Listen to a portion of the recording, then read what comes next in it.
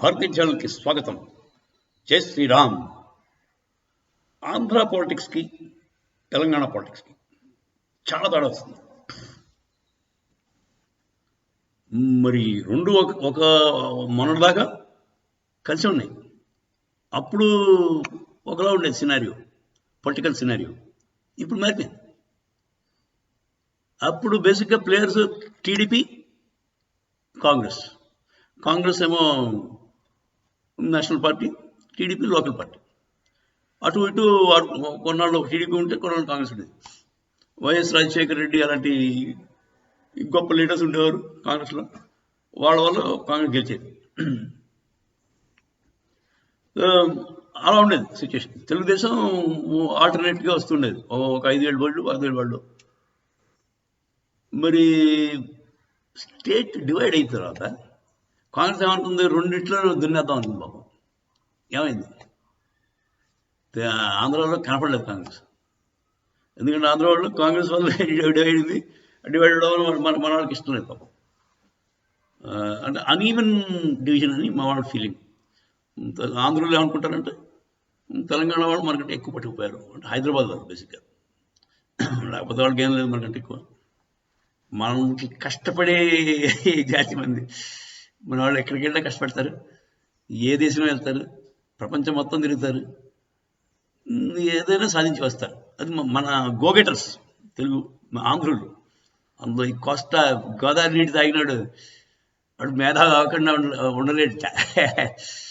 గోదావరి నీళ్ళు తాగితే వాడు ఆటోమేటిక్గా మేధ అయిపోతాడు అట. మరి మీరు తాగారు లేదో తెలియదు కానీ తాగి చూడండి. సరే, ఇప్పుడు బేసిక్గా విచిత్రం ఏంటంటే ఆంధ్ర పాలిటిక్స్ ఎలా అయిపోయింది, ఓన్లీ బోత్ సైడ్స్ కూడా లోకల్ పార్టీస్. ఒకటి టీడీపీ, ఒకటి వైఎస్ఆర్సీపీ. ఈ రెండు లోకల్ పార్టీస్. ఏది సెంట్రల్ అంటే నేషనల్ పార్టీ కాదు. బీజేపీ దానికి అత్తపత్తా లేకుండా పోయింది. కాంగ్రెస్ మీకు చెప్పాం కదా, కాంగ్రెస్ అంటే మన వాళ్ళకి కోపం. దాంతో కాంగ్రెస్ కొంచెం రావడం కష్టం.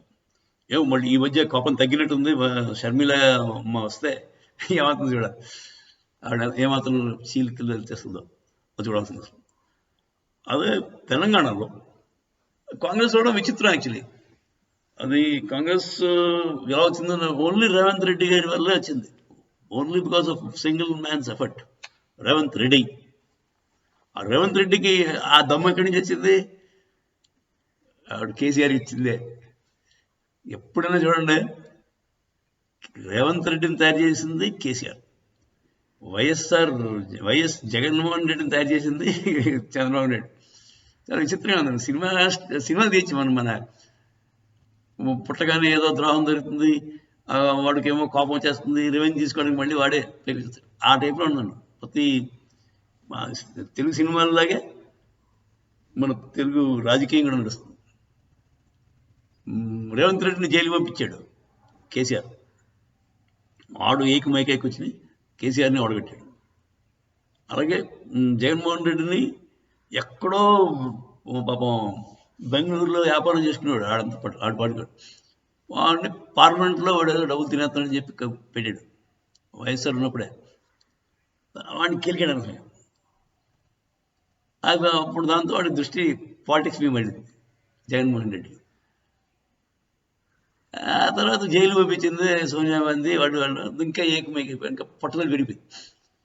సో ఇదండి బేసిక్గా తెలంగాణలో మన కేసీఆర్ ఉనికి ఫ్యూచర్ ఎలా ఉంటుంది అది కొంచెం చెప్పడం కష్టమే. కాకపోతే వాళ్ళ కొడుకు చాలా తెలివైనవాడు కేటీఆర్. వాళ్ళ అమ్మాయి కూడా మంచి తెలివైనది, మాటకారి, చాలా బాగా మాట్లాడుతున్నాడు. సో ఆ విధంగా చెప్పాలంటే వాళ్ళకి ఎసెట్స్ ఉన్నాయి.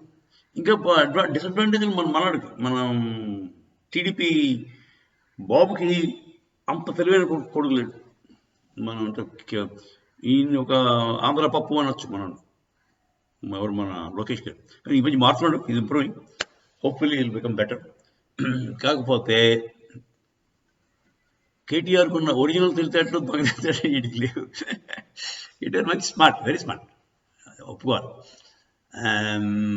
అదండి. ఇప్పుడు ఫ్యూచర్ ఆఫ్